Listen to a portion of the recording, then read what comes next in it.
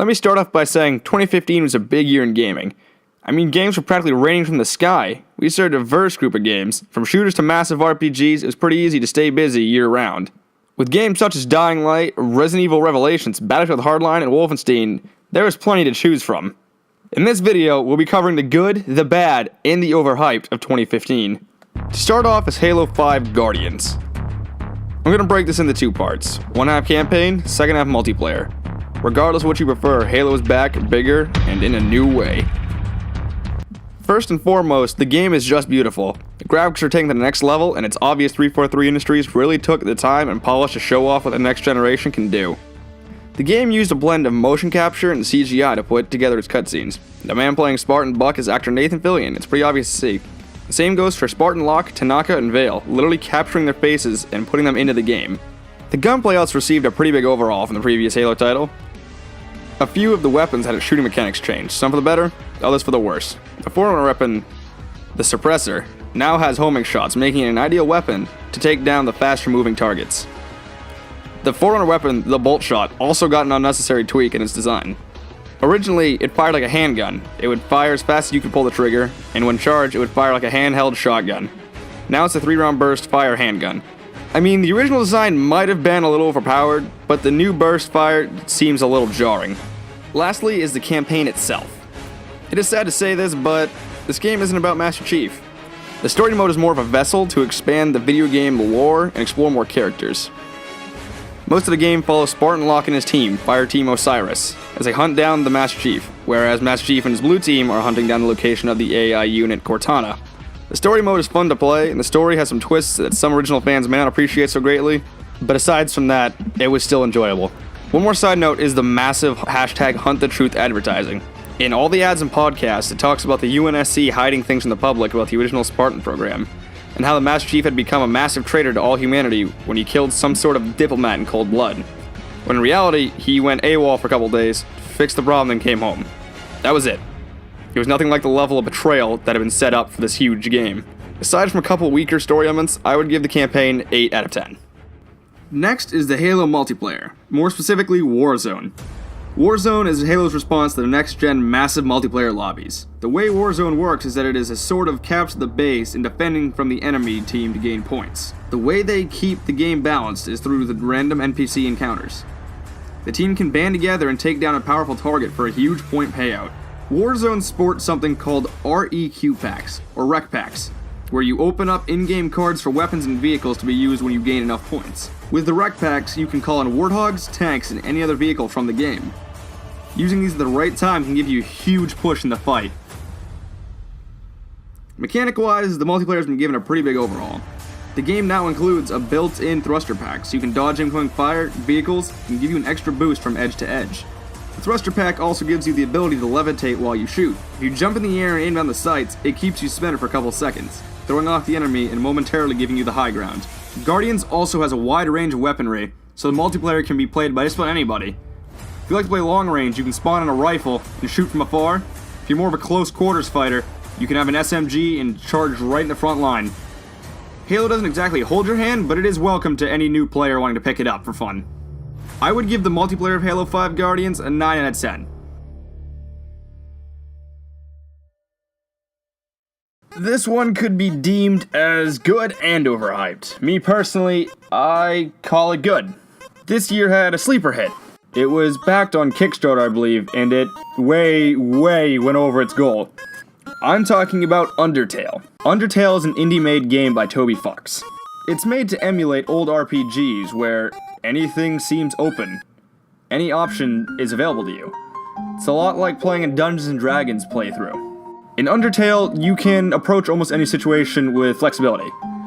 You can talk your way through it, you can threaten your way through it, or you can just straight up kill. For a lot of people, the Mercy playthrough is the way to go. You can spare literally every single person in the game, and never need to kill. Once you play a pacifist playthrough, it's so much harder to do a genocide playthrough.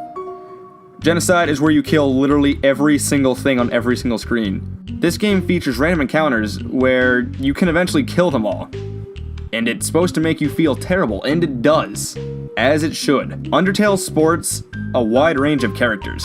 that you can pretty much make up any voice you want for them. They become your own creations, your own little interpretations of each character. So, by the end, all these characters are like friends to you. They're super close, and in the game, you would do anything for them. This plays on your emotions a lot throughout the game, especially if you do a genocide playthrough right after you finish your pacifist playthrough, because by then you know them, you know what they want. It literally talks about their dreams and character development in the game. But once you go through and you decide to kill all of them, it's heartbreaking. It's actually extremely painful to do.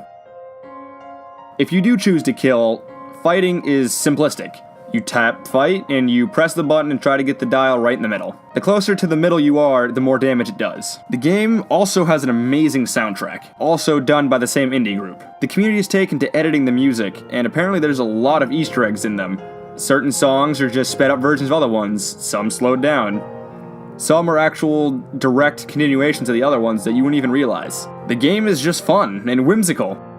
You can take any character in any direction you want. Like I said, the game becomes your own interpretation, and that's what makes it so much fun. This is one of the reasons it's easily one of the better games of 2015. Besides the combat, some of the cooler aspects of the game is the story itself. The game has a lot of twists and turns, and if you pay attention, it really pays off. There's little details here and there that all come together in the end. And even once you beat the game, it's not over. The secret enemy, that I won't spoil, talks to you and tells you about a different ending. About a different playthrough. It tells you the only way to win is to not play at all. That kind of mind game. To be perfectly honest, I've played through the game all the way, and I can't think of a downside to it. This was easily one of the best sleeper hits in the last several years, and it was all made by a small group of people, of friends, a couple animators, and a game designer. And it's a ridiculous amount of fun. I easily give Undertale a 10 out of 10 for the genre it's in.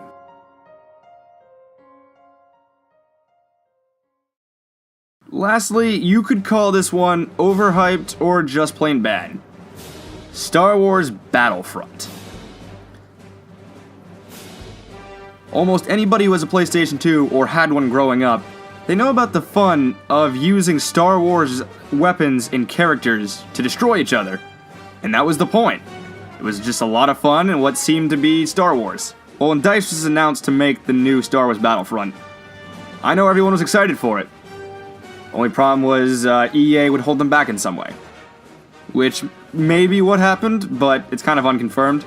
Anybody who's seen Star Wars likes it to some degree. You have a wide range of characters. Han Solo, Luke, Vader, Leia, all these great characters that DICE had to work with. So naturally everybody was excited to see it on their consoles again.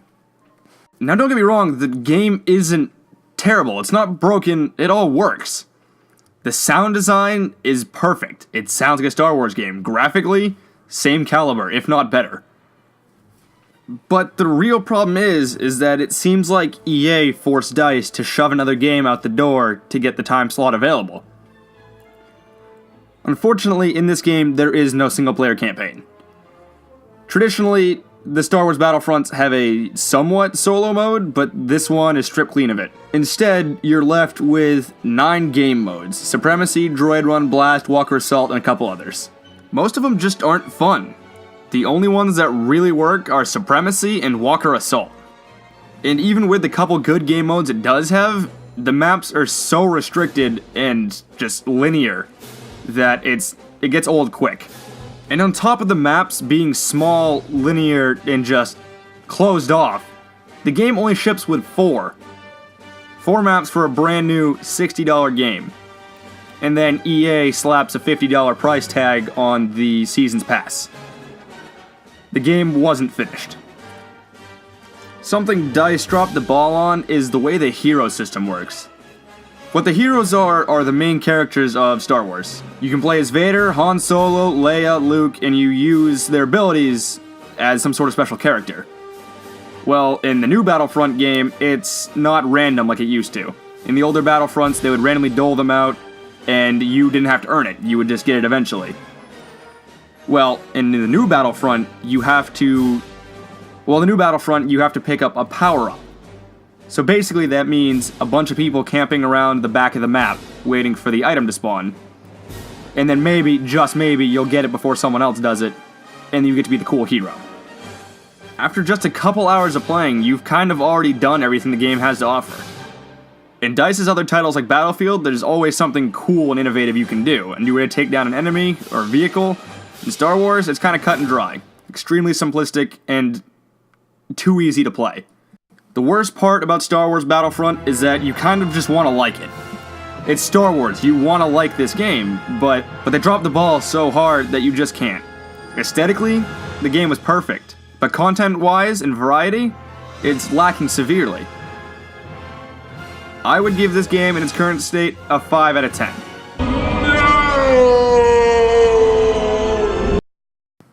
Now, most of you might be expecting me to crown a Game of the Year, but that's not really up to me, and it's not really my place to crown one the winner of anything.